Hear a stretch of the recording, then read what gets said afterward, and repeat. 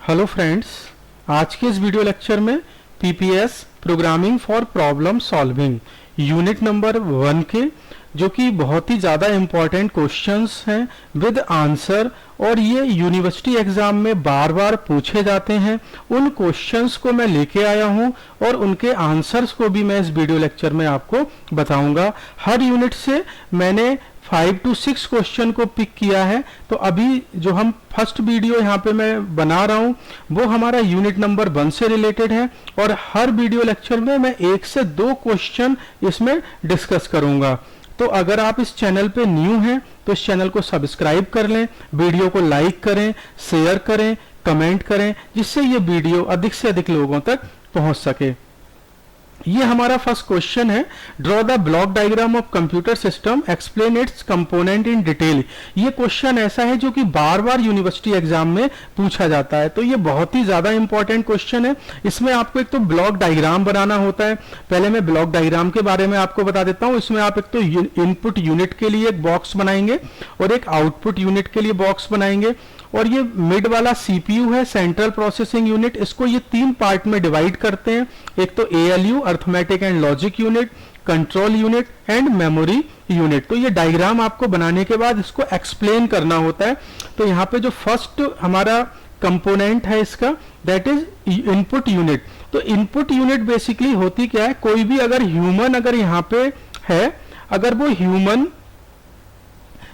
Communicate करना चाहता है किससे, सिस्टम से, तो उसको इनपुट यूनिट की रिक्वायरमेंट होती है। तो input unit basically, input unit are responsible for human to machine communication. This is human, और ह्यूमन किसी मशीन से कम्युनिकेट करना चाहेगा तो उसको इनपुट यूनिट की रिक्वायरमेंट होगी।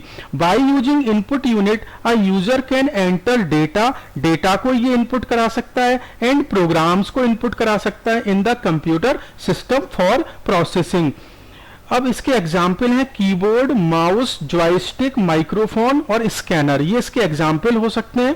सेकंड इसमें कंपोनेंट होता है आउटपुट यूनिट। अब आउटपुट यूनिट की रिक्वायरमेंट क्या है, अगर आउटपुट यूनिट नहीं होगी तो मशीन कैसे कम्युनिकेट करेगी with the human.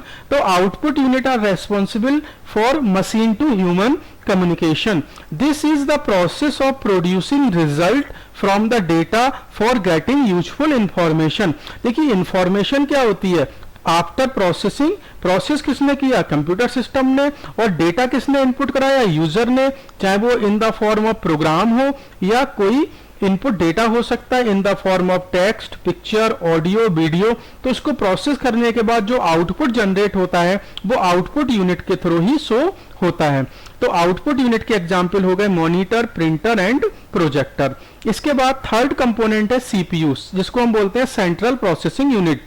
It is responsible for processing all the instruction which is given to the computer system. जो हमारा सीपीयू है बेसिकली ये क्या करता है, जो भी इंस्ट्रक्शन यूजर दे रहा है उसको प्रोसेस करता है। The CPU is known as the brain of the computer. इसको हम ब्रेन भी बोलते हैं। जैसे ह्यूमन बॉडी में ब्रेन होता है, तो ब्रेन का वर्क क्या होता है, कोई भी हम इंफॉर्मेशन ले रहे हैं, देख रहे हैं, कोई ऑब्जेक्ट को देख रहे हैं तो हम उसको प्रोसेस करते हैं और हम उसको अपने डिफरेंट बॉडी पार्ट्स में उस इंफॉर्मेशन को ट्रांसफर करते हैं। तो ब्रेन की हेल्प से ही ट्रांसफर होता है। तो इसी तरह से हमारे कंप्यूटर का जो ब्रेन है दैट इज सीपीयू।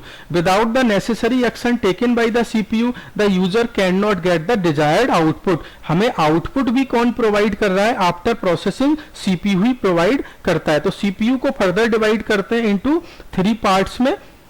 इसका फर्स्ट पार्ट है ALU arithmetic and logical unit. ALU perform arithmetic and logical operation. अब जितने भी अर्थमेटिक ऑपरेशंस होते हैं, जैसे मैं एक छोटा सा एग्जांपल लूं, मुझे कोई 2 नंबर को ऐड करना है, C = A प्लस बी करना है या प्लस की जगह माइनस करना है, मल्टीप्लाई करना है, तो ये जो हमारा अर्थमेटिक ऑपरेशन है ये हमारा अर्थमेटिक यूनिट परफॉर्म करती है, addition, subtraction, division, multiplication.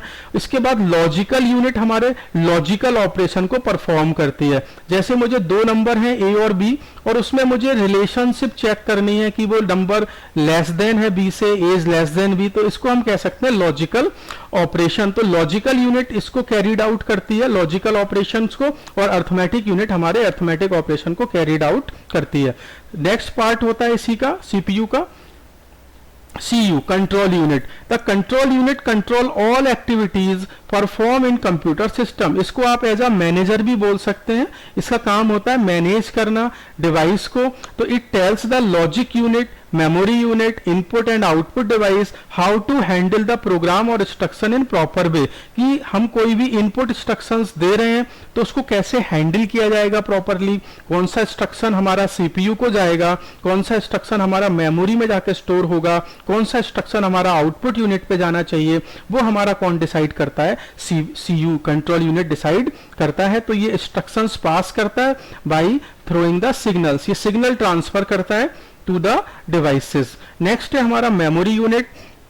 The term memory is defined as the device which store data given by the input device or output device after processing. Memory unit हमारी responsible होती है for storing the data, चाहे before processing हो या after processing हो. फिर memory को हम यहाँ पे जो हम बेसिकली सीपीयू की बात कर रहे हैं तो उसमें मेमोरी आ जाती है. तो primary memory they are called as main memory और in other words we can say RAM, random access memory. The primary storage can not store huge amount of data, क्योंकि इसकी जो कैपेसिटी होती है स्टोरेज की बहुत लिमिटेड होती है. 4 GB रैम हो सकती है, 8 GB रैम हो सकती है. तो उसके अकॉर्डिंगली ये डेटा को क्या करती है, स्टोर करती है. And the data store in the memory is temporarily. Temporarily मतलब अगर हम अपने सिस्टम को शट डाउन कर दें तो वो डेटा हमारा लॉस्ट हो जाता है. तो it is also called as temporary memory and it is very expensive.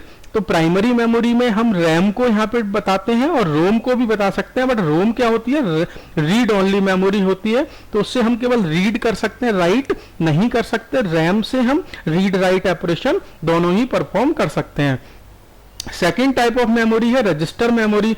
Register memory is very limited in our computer system and it is very fast. Fast जो हमारी ये मेमोरी होती है रजिस्टर मेमोरी, वो किसके रेफरेंस में होती है, रेफरेंस हमारा जो है, क्योंकि ये हमारे सीपीयू से नियर बाई होती है तो इसको एक्सेस करने में सीपीयू को लेसर टाइम लगता है. That's why it is very fast. तो ये स्पेस भी इसका कम है, ये बहुत लिमिटेड स्पेस होता है इसके पास.